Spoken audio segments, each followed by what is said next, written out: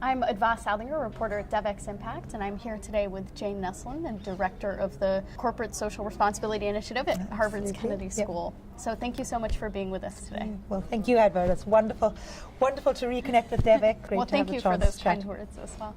I wanted to sort of ask you, what are some of the key things that companies are doing well with their CSR efforts, and especially sort of as it pertains to women, because that's what we're discussing today.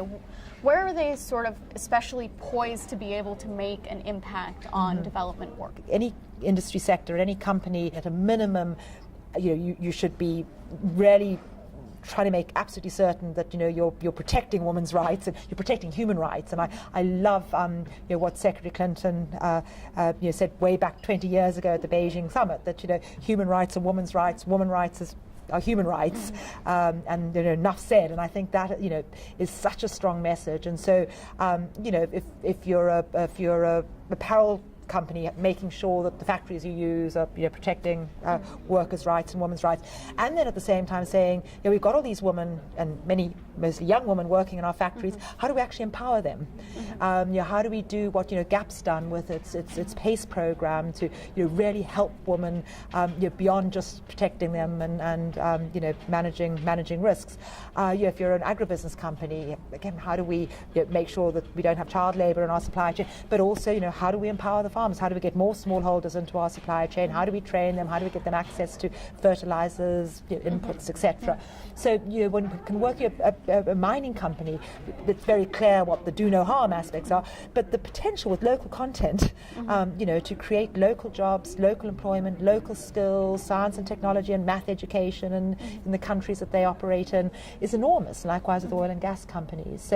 So I think engaging with women plays out in all of those areas. As what do you think sort of the next big thing, the next innovation or catalytic program might be to really change the way women are building economies and changing and sort of changing the development landscape?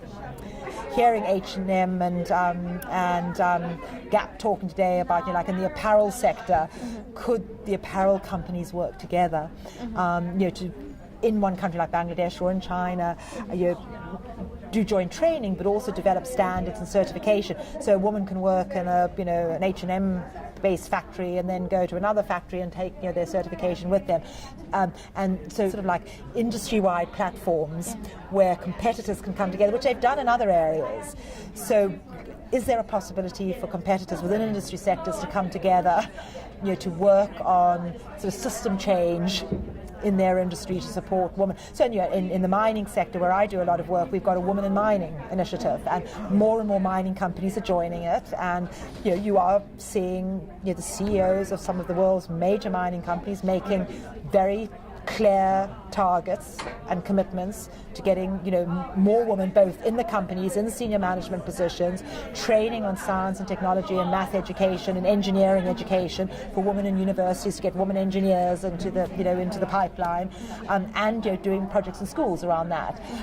And it's great that individual mining companies do that, and we'll all carry on doing that. But if the industry works collectively, hopefully the sum starts becoming greater than the parts. So the other thing I wanted to ask you about is the announcement that you made earlier today. So if you could fill us in a little bit more about sort of what that's going to look like. And our program does a lot of research, not so much on impact evaluation, but on trying to understand the business models and the partnership models that companies are engaging with to deliver a project. So we did a study on Coca-Cola's 5x20 program and looked at actually how they're working in partnership with governments, with NGOs, and try to sort of delve into what are those partnerships, how they're structured, how are they governed, how are they resourced.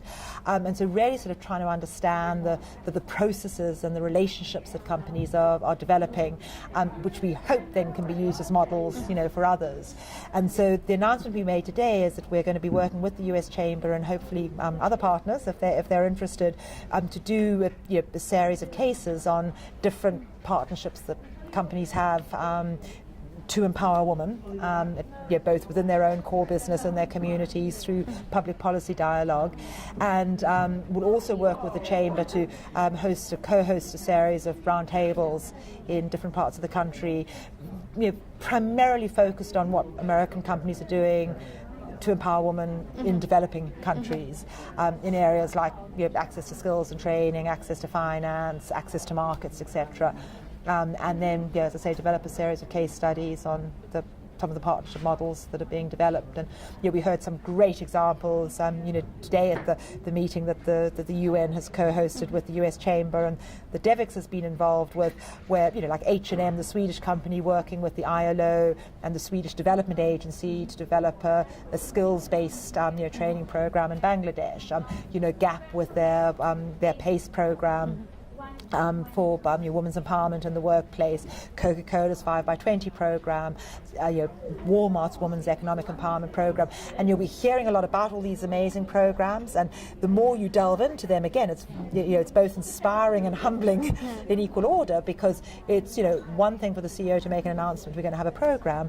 When you actually see the amount of work, of rigor, of analysis, of thinking, of partnership building that the teams have to do to then deliver these programs, it's impressive, and it shouldn't be off-putting for other companies to do. So how do we try and capture some of the experiences, the lessons of the companies that are already doing something, and hopefully get more companies engaged as a result. Yeah. Well, certainly look forward to hearing more about that and to reading those case studies, because I think there's so much needed in terms of greater understanding around what's working and how that can be replicated.